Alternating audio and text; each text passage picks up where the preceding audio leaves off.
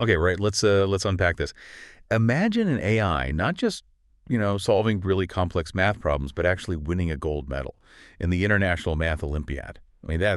that's pretty mind-bending, and it's just one part of the deep dive we're taking you on today. We're looking at the very latest in AI, especially from OpenAI.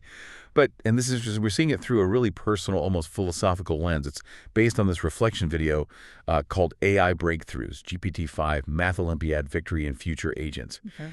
So our mission really is to get into these AI Mm. capabilities, look at the reality of these new AI agents, which is maybe not what you'd expect, and peek ahead at things like ChatGPT-5, and then try to connect it all back to, what it means for your work, for society, maybe even your own freedom. Yeah, and what's really fascinating, I think, is how these purely technical breakthroughs crash right into some very human questions. We're not just going to explore what these AIs can do, but really dig into why it should matter to you. Like, how could a math gold medal actually, say, democratize education? That's a big claim. Or how these new AI agents might, or as you said, might not, really change how you work day to day. So this Ah. deep dive, it's more than just code and chips, right? It's about thinking through some pretty big shifts. All right, so let's start with what really jumps out first, this bombshell. OpenAI is general purpose AI. It didn't just solve some tricky math problems. It actually won a gold medal at the Oh, IMO. right. And if we connect that to the bigger picture, the really crucial thing is this isn't some specialized math bot. This is a general purpose language model, a broad AI. And it got there through adaptable reasoning, not just crunching numbers faster. Think about that jump. It went from ranking about 800th just a few months back to number one. That speed, that kind of rapid leap is what the source calls exponential intelligence scaling. Sort of like Moore's law, but for AI smarts. So what does that actually mean then in terms of capabilities? It's just AI isn't just calculating anymore. It's reasoning like a human, Yeah. handling these really open-ended proof-based problems, crafting strategies. Exactly, which naturally leads you to ask, okay, what are the real-world impacts? And the source suggests, well, pretty significant ones. AI contributing to actual scientific discovery, engineering breakthroughs, and potentially revolutionizing elite education. Imagine AI tutors that could maybe outperform even top human professors, making really high-level STEM learning accessible globally. That really shakes things up. It challenges those traditional hierarchies based on who gets into the best schools or who has the best computational skills. And it gets even deeper, doesn't it? The source mentions the AI learning from itself, these Yeah. math-based feedback loops. Yes, that's a critical point. It can analyze its own successes and failures in solving problems and use that to get better. It's a step towards, autonomous self-improvement, Oh. which is a whole other can of worms. Okay, so moving from that sort of high-level math achievement to something more practical, maybe. Hmm. Let's talk about the new ChatGPT agent. This thing is pitched as like a next-gen assistant, built to handle multi-step tasks for you. Yeah, and the list of advertised capabilities is pretty broad. It's meant to read reports, browse the web, manage files, operate terminals, even make presentations from data, handle emails, schedules, all that stuff. And one specific detail they highlight is pulling structured data from PDFs with apparently 98% accuracy, all happening within these secure sandbox environments, basically isolated digital playpens. And here's the twist, right? The speaker in our source, who describes himself as a serious power user, like 17 plus hours a day on the computer, he actually says he finds no compelling use case for it, not yet anyway. He calls it, I think the word was a gimmick in its current state, citing things like, professional software he uses. Power Director for video editing was the example. The agent just can't access it. And even regional restrictions, like it wasn't available where he is in Switzerland. And that really throws the gap between the hype, the potential, and the actual practical usability into sharp relief, doesn't it? I mean, sure, use cases like extracting city budget data or auto-updating a spreadsheet from an email, those are useful. But as the speaker stresses, only if your workflow involves these tasks. It's niche right now. The big promise here is true delegation, not just slightly smarter prompting. And that would be a massive shift in how we use AI, but it really seems like there are still some major hurdles to clear. Yeah, that usability gap is key. It makes you wonder if it's just early days or something more fundamental. Okay, so looking ahead then, what's next? The source gives us a little preview of ChatGPT 5. Expected. When? Late summer, autumn 2025, with a wider rollout, maybe early 2026. That's the timeline mentioned. And the reason given for that timeline for the delay is safety testing and alignment. But the speaker in our source pushes back on that Oh. quite strongly, actually. It criticizes it as overly restrictive. Overly restrictive, how so? Well, he gives examples like DLA refusing to generate really simple, harmless images because the safety filters are just too aggressive. So it raises that whole debate, finding the balance, necessary safeguards versus, well, stifling the AI's usefulness or creativity. And this leads him to a more serious point, doesn't it? His deeper concerns about AI governance. Exactly. It opens up that really big question. How are we going to manage these incredibly powerful tools?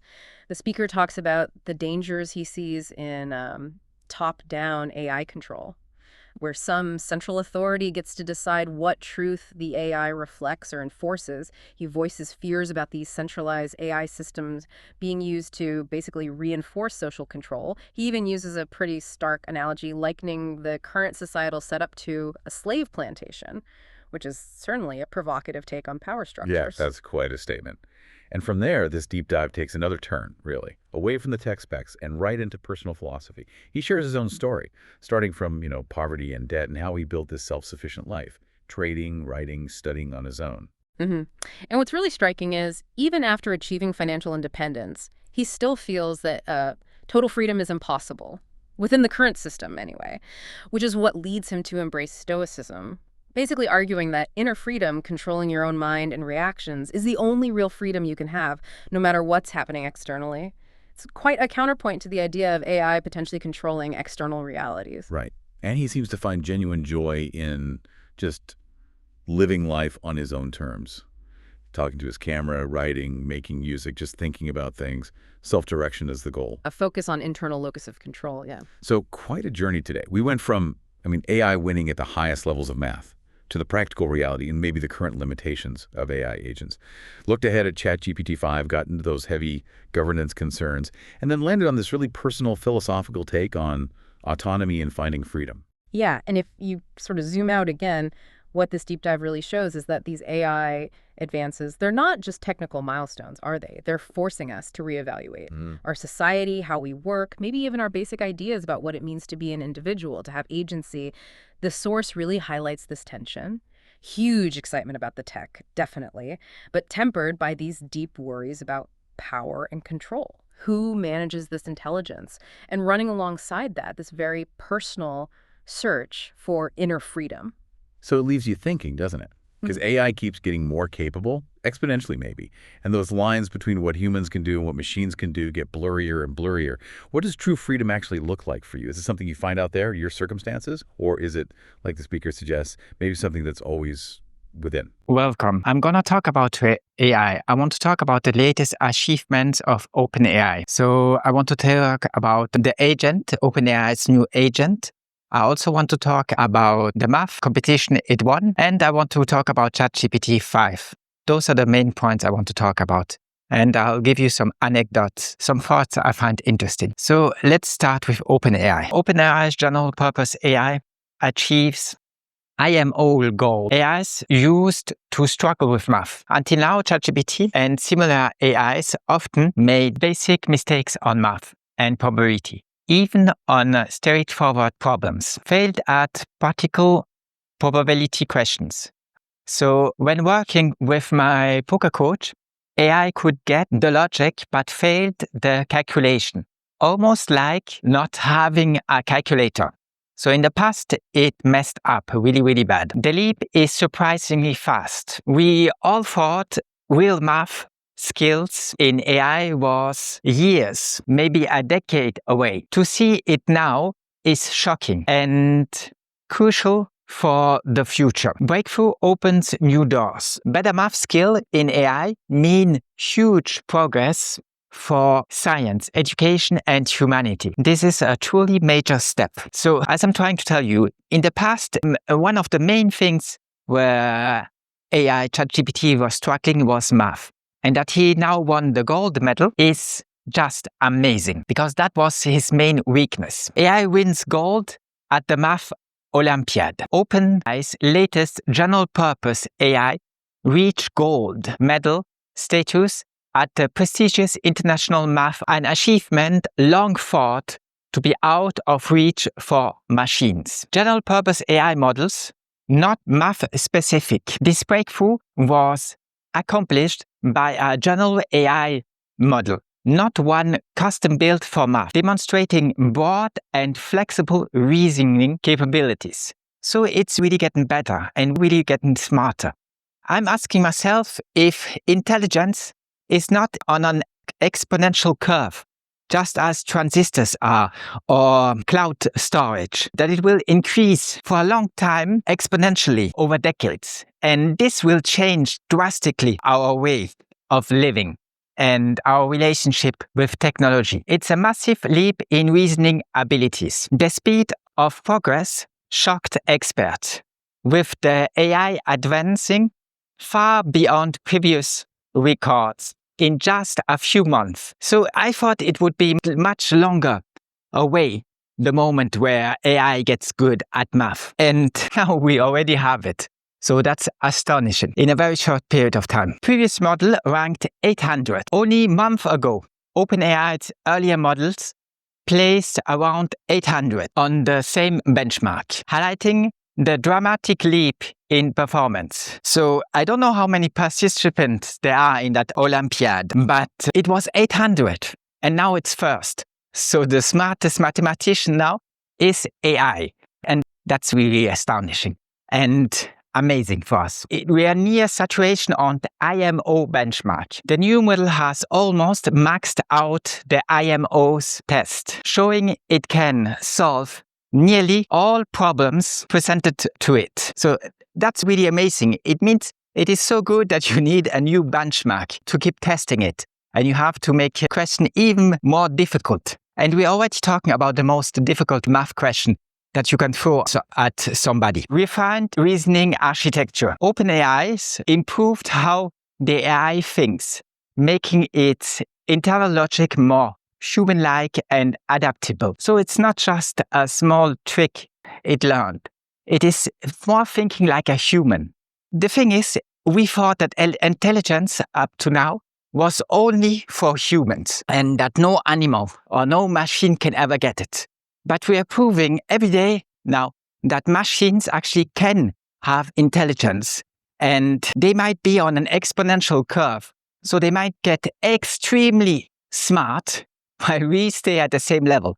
Because our IQ in the best case scenario, I think it's around 160, but they could go much, much higher than that, up to infinity. So I think it will be very, very interesting in the future. Strategic, creative problem solving. The AI now handles open-ended, proof-based questions using strategies beyond simple calculation. So it can really use strategies and go beyond simple calculations, which is amazing.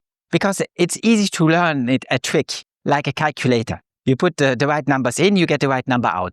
That's quite easy.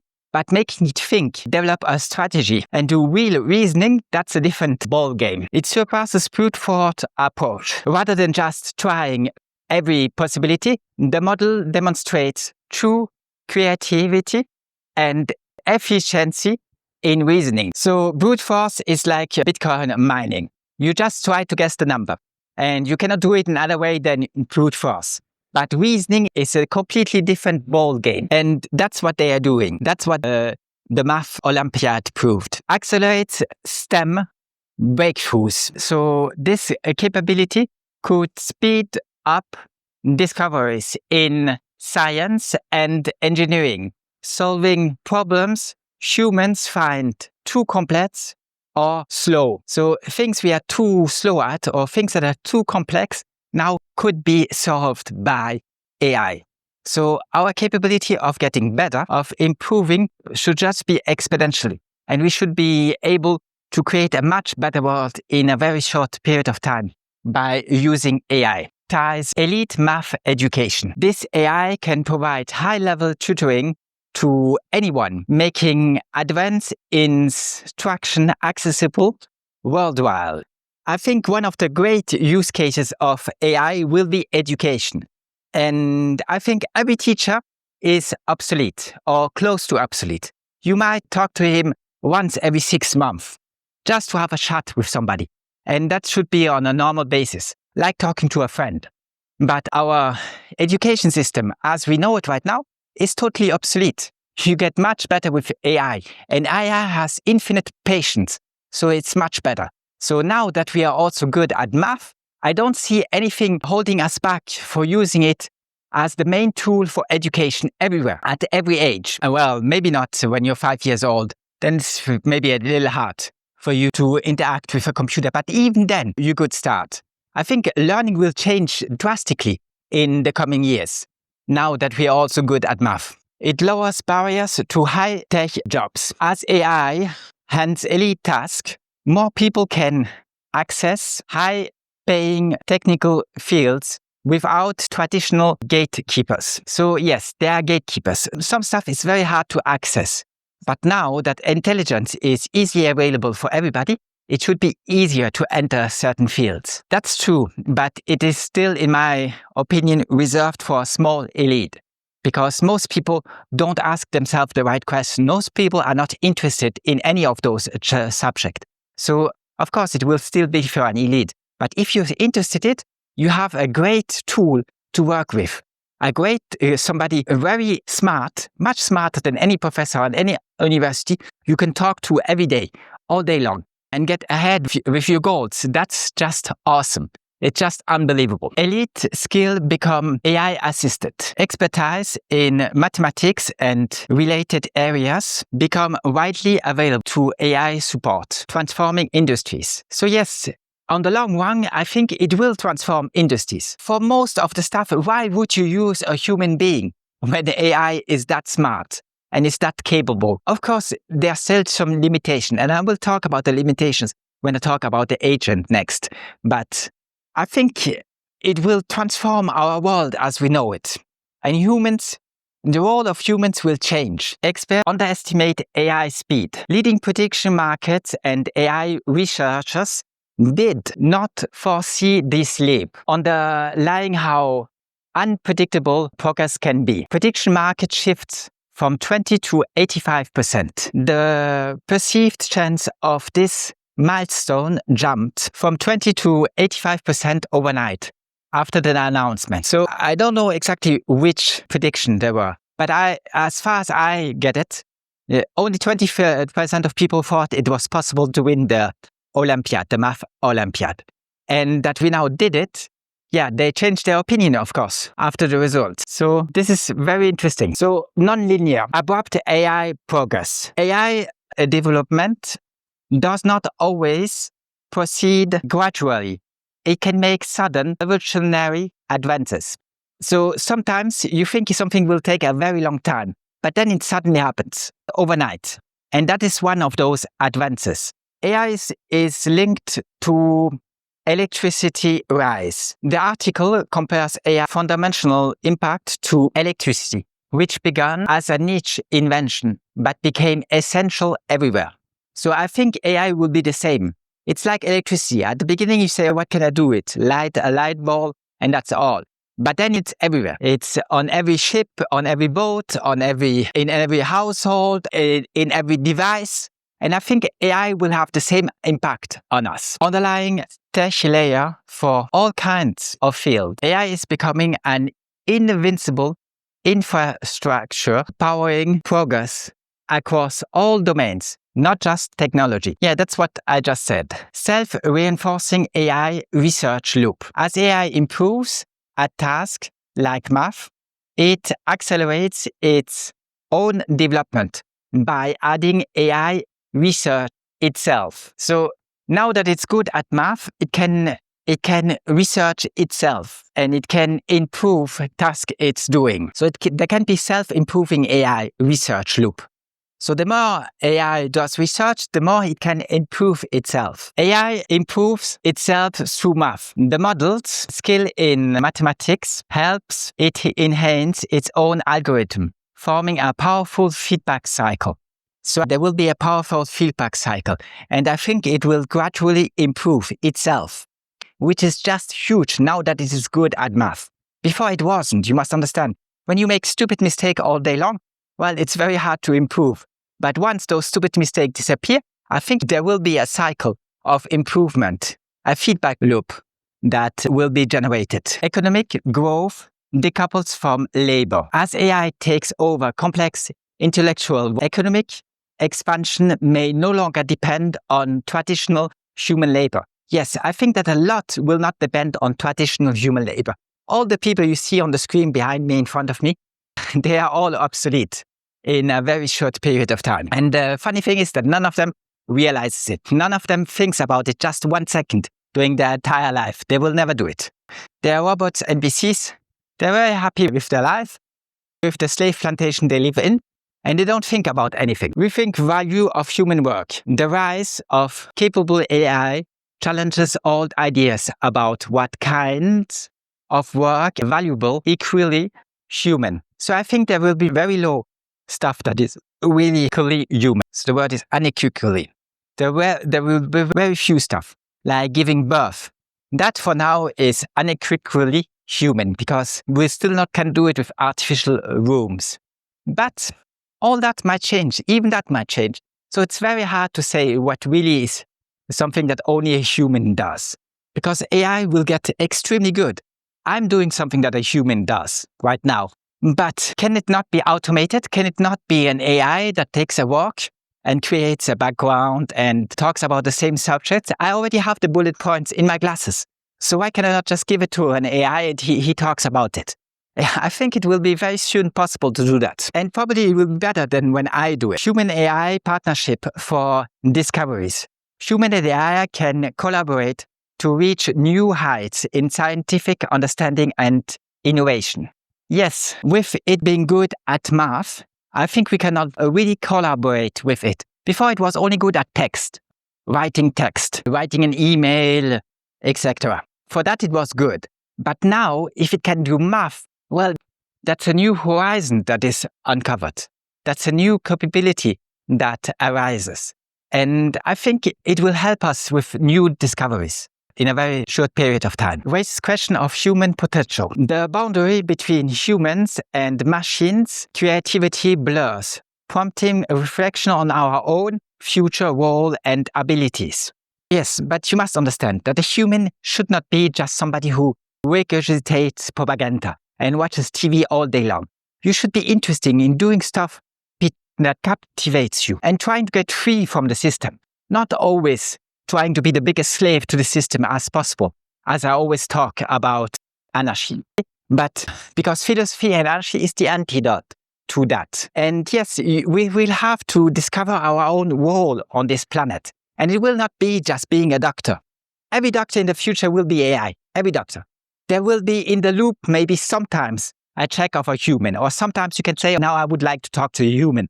And the AI stops and you can then get over it for a human. But the human will look at the conclusion of the AI. That's the future, and it will happen very fast, especially now that we are good at math. Now I want to talk about the second subject. The second subject is OpenAI ChatGPT agent, next-gen AI assistants.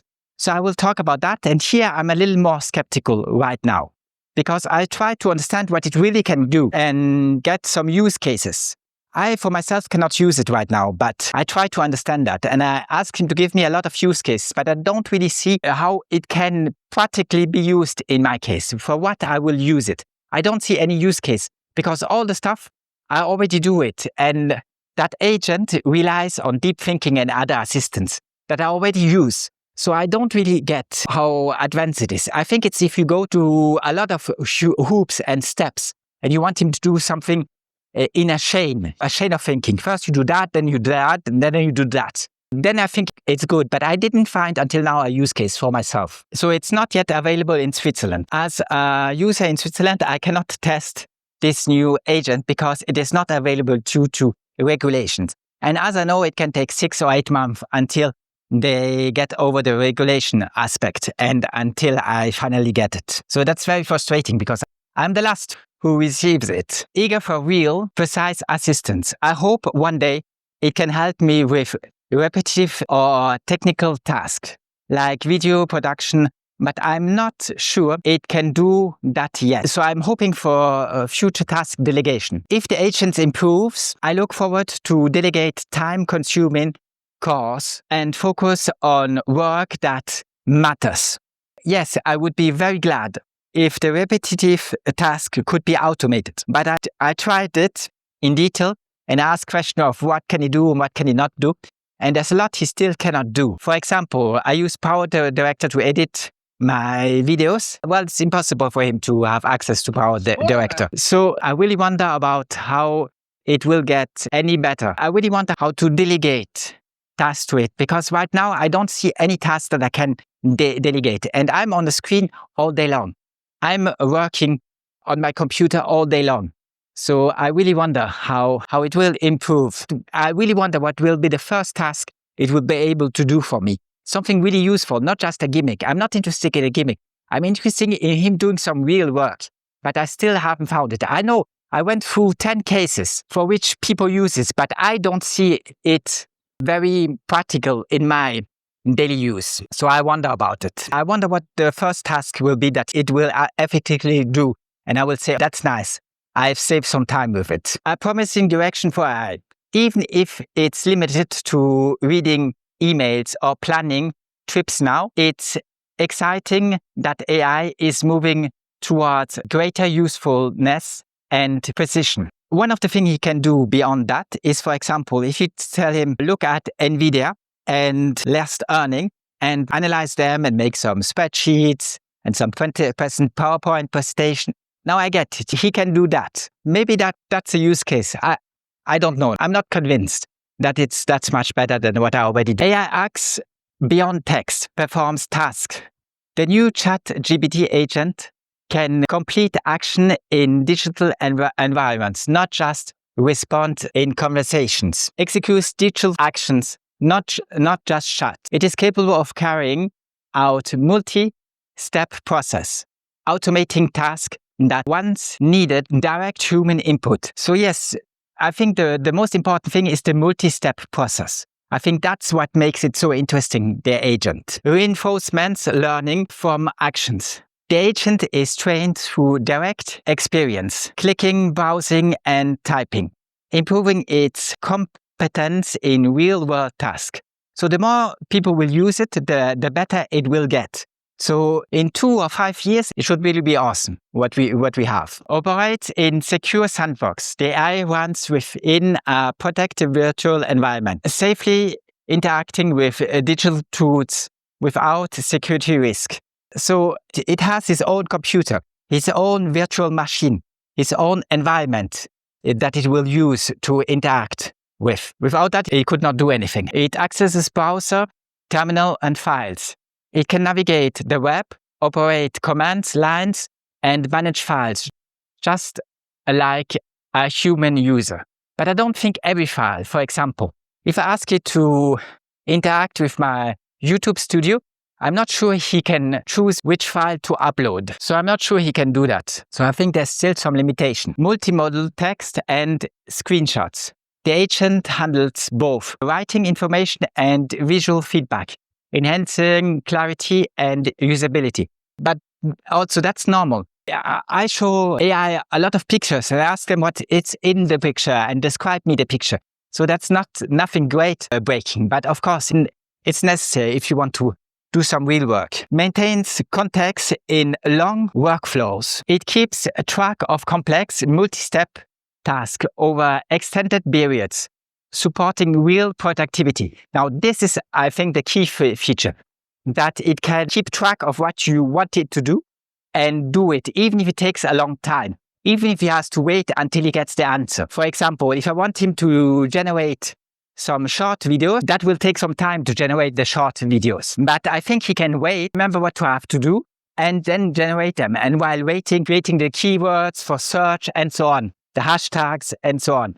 So I think he can do already a lot, but I'm not sure for now I will use it for that. I cannot because of the regional restriction, but even when that gets, I'm still not sure that it will be useful for my case, because I'm not sure I will gain any time with it. It switches tasks seamlessly. The AI can pivot between different tasks without losing context or making errors, like a skilled assistant. That's the idea. We want a skilled assistant. We want somebody who does some of the work for us, especially the repetitive stuff that is not so interesting. On last exam scores, he 1.6% with tools. Its test performance jumped significantly when using digital tools approaching human level effectiveness. So I don't know exactly which digital tools they are. I think it's like a calculator and so on. But when you give that to him, it gets much better. On Excel, it's 45.5%. The web is 69%, human average higher. So the human average is still in some things like Excel a little higher than the one of ChatGPT. But also, we are talking about the biggest experts. So I'm not the biggest expert in Excel. I use Excel for my trading results. So I have to have a journal. So I use Excel as a journal for my trading results.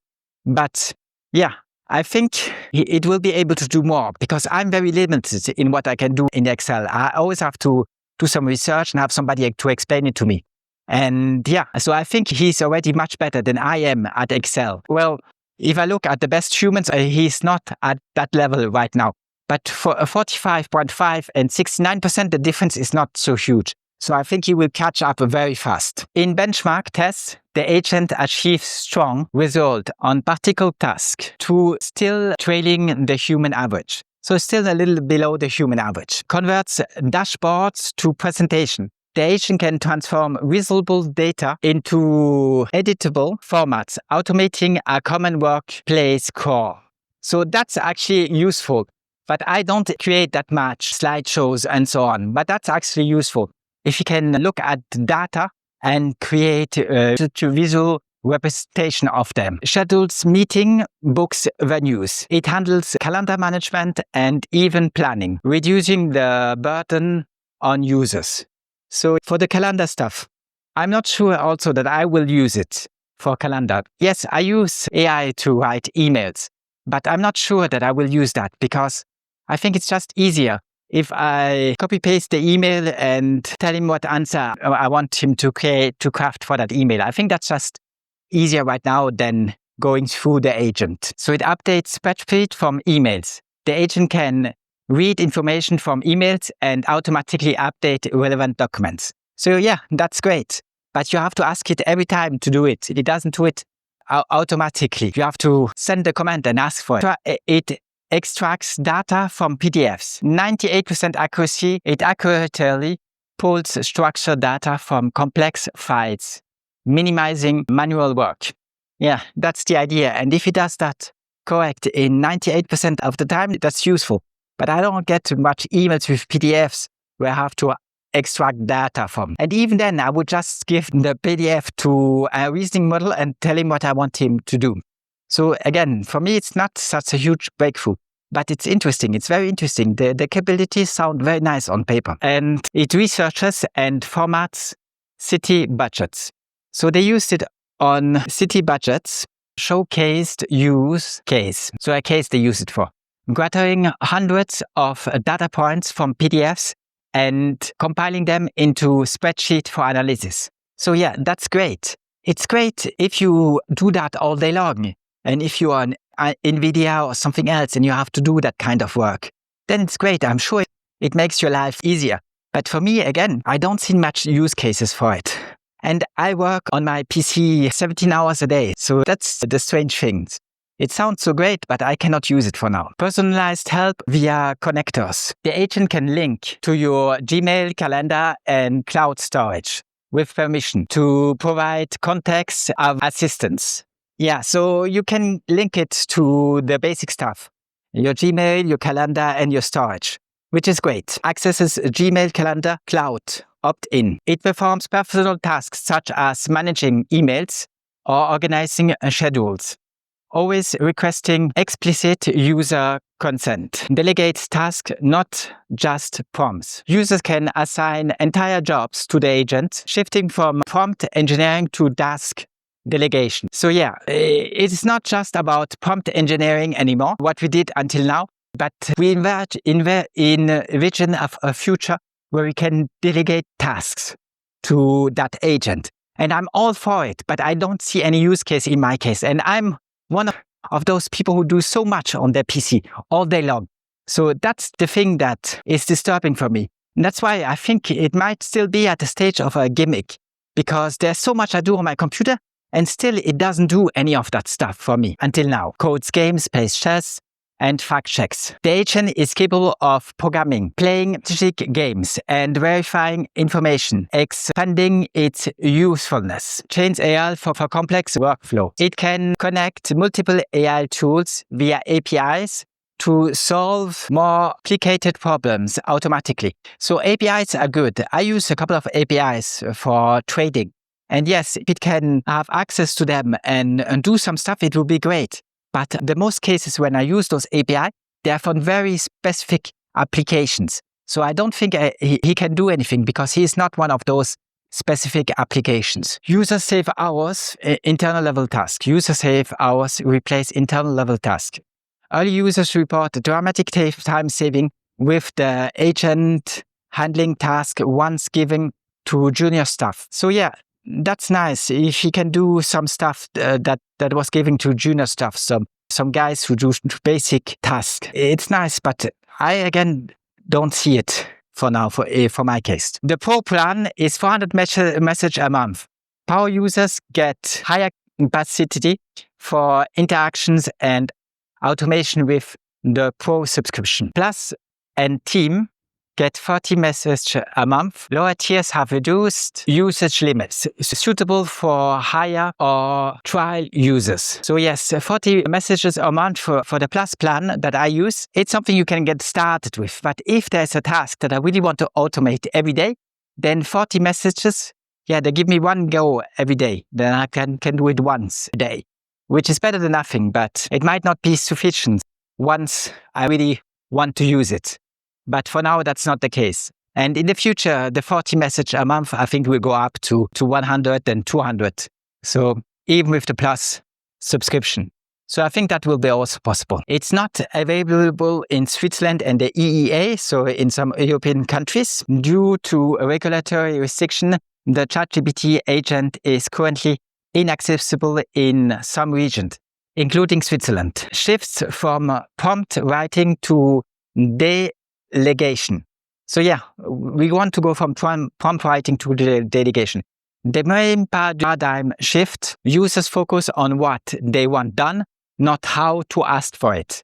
So yes, if it's not so complicated to ask for it, and he just does what we ask him, that's huge. But again, I don't see any use case in my life, and I use the PC 17 hours a day. So if I don't see any use case, to me, there's still something wrong with it. Redefines professional roles. As AI becomes capable of handling complex digital work, the boundaries and definitions of many jobs will change. Yes, that's what I think. I think that our jobs, our way of looking at life, and our way of subsisting on this planet will change. Unfortunately, I don't think that the transition will be any smooth because those in power, they will use the tools for their advantage. And they're in power, so they can boss you around. They can tell you what to do all day long. And they will use the tools for their advantage. And they will make out of you a slave. They will treat you like cattle on a farm. They will put you somewhere. They will tell you what you can do, what you can say, what you can think, and where you can go. And that's very disturbing. OpenAI's ChatGPT 5, anticipated release. So that's the last point I want to talk about, is ChatGPT 5. Next model, logical ChatGPT 5. OpenAI's naming pattern. So we had the ChatGPT 2, then ChatGPT 3, and now we have ChatGPT 4, implies that successor will be called ChatGPT 5. And that's the one we are expecting. Expected in H2, so 25. So it's expected this summer. Industry shutters and OpenAI hints suggests a launch window in the second half of 2025.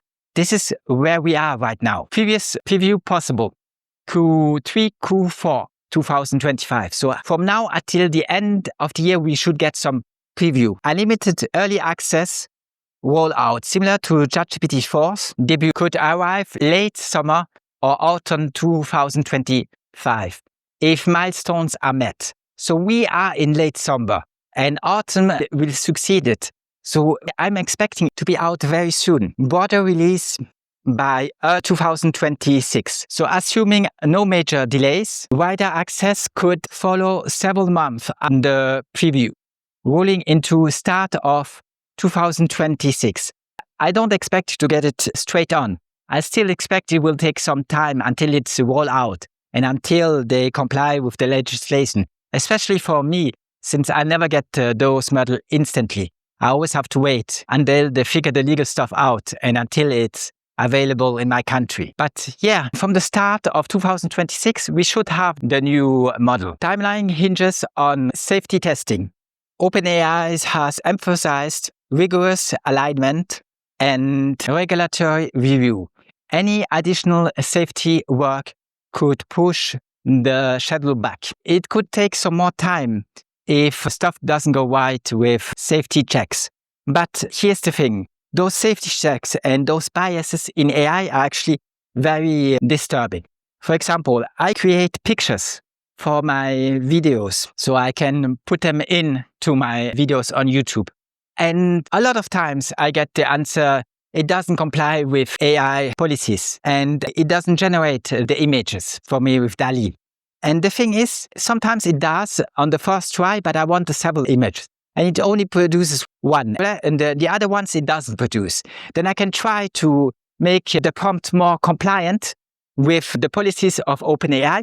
But sometimes I have to do that 4 or 5 times until it finally goes through. So it's very, very painful. And it's nothing bad ever. It's basic stuff. But they don't like it because if it talks about horror or violence or anything that they are scared of, they just block everything. And that's very, very annoying. Anyways, those were all the subjects I wanted to talk about today because I found them very interesting. And I'm particularly surprised with the advances with math. I think that's the breakthrough. I cannot use the agent for now, and I'm not sure that it helps a lot at current stage because I don't find any use case for it. And I did some research for it in my case. And if I don't find any use case who is working on my PC 17 hours a day, well, then there's something wrong still with it. Now, I think that will change very fast. Suddenly it can do one thing more, and then the use case exists. But the math thing is what blows me away. So this is a little different from the normal subjects I talk about, because normally I talk more about finance or stoicism, since I've written a couple of books. I've written 4 books, and I'm writing my 5th book right now. So normally I talk more about those subjects. But this time I wanted to deep into AI because I find it so interesting what just happened, and I just wanted to talk about it. This is all I have to say for now. Now, what would be nice if you subscribe to my channel, if you like the video and the other stuff on my channel. I have produced now 2.9K videos. So there's a lot of stuff on it, and I'm sure you will find a lot of interesting stuff if you visit my channel. It's not just me talking, there's much more on it. And I want to go back to the subject I talked about. I will post a video once I have edited it. It's how to break free from the system. And you actually can only break free up to a certain amount. So you will never be totally free with the system we live in because it's a slave plantation and you never can break out of it 100%. But you can try to be more free. For example, I have the time now to take a walk with my exoskeleton and have a chat with you, talk about what is on my mind. But most people don't have the time and they don't know what to talk about because they are so dulled down by the system that nothing interests them. But you can only break free up to a certain point. Now, what do I mean by that? For real freedom, you have to find it inside of you, of course. Since I'm a Stoic man, I believe that. But it is nice if you can do that without starving to death. If not, you have to be stoic and just starve to death. But it's nice if you can do that without starving to death. So the thing is, if you try to do that, you will face obstacles because all our system puts obstacles in our way. And the obstacle make it very hard to break free. You can try to break free. For example, if you don't have any money and you manage to make 10K. So now you're a little better situation than before because 10K will allow you to do a couple of stuff that you could not do before that. And then again, if you manage to make 10K into 100K or 100K in 1 million or 1 million in 10 million, of course, it makes a difference. But very few people are capable of doing that. I know that's possible because I'm in the market and I do it. That's how I finance my lifestyle. But it's still very complicated stuff. And even if you manage to go from 1 million, that assumes that you have 1 million. So even if you manage to go from 1 million to 10 millions, yes, you can afford more. Yes, you have more choices in front of you on how to live, what to do, and so on. But you're still in the same system. And it's very hard to really break out of it.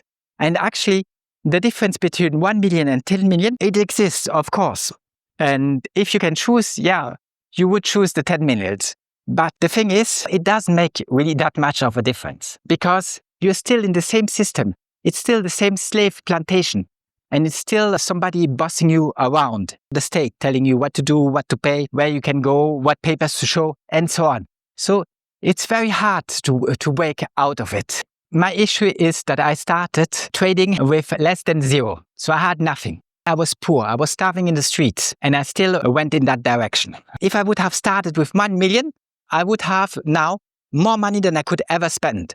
And by that I mean more than 200 millions. And that for me is more money I could ever spend, that I ever want to spend. Since I'm a Stoic man, I think even a rich person must live as a poor person.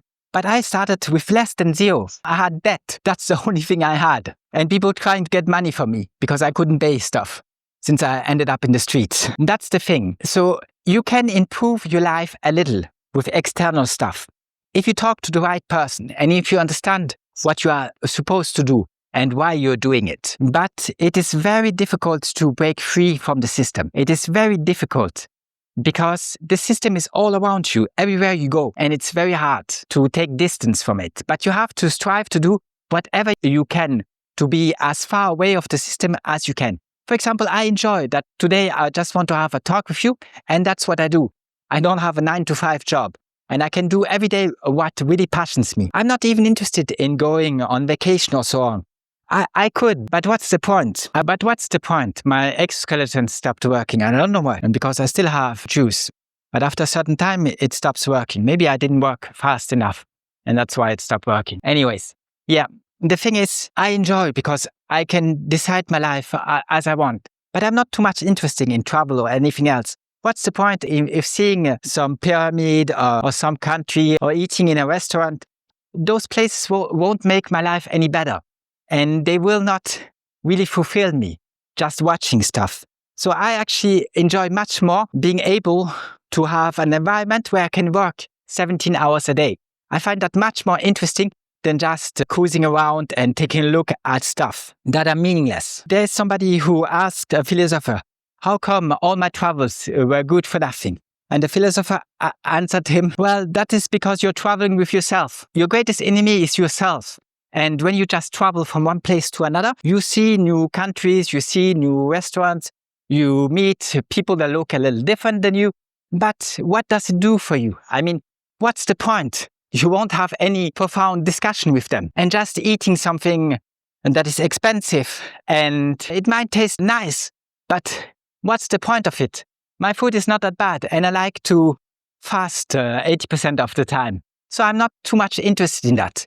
I think for me, what's really privileged is that I can do with my day what I want. And today I want to talk about ChatGPT and its new breakthroughs with you. So that's motivating to me. And if somebody understands it and listens to it, well, that's great. If nobody does it, it's a good exercise. So, but I can do what passions me, what I'm interested in every day.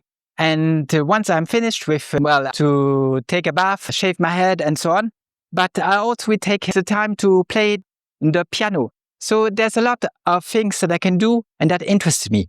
And if I find a subject to write about in my new book, my 5th book, then I will. And this is very motivating for me because all that stuff interests me. Just as talking to this camera. And maybe somebody one day will watch it. So you never know. Anyways, it would be great if you liked, subscribed, and give me a thumb up. And yeah, I'll see you soon for one more intervention. Thanks a lot. I wish you the best. Bye-bye.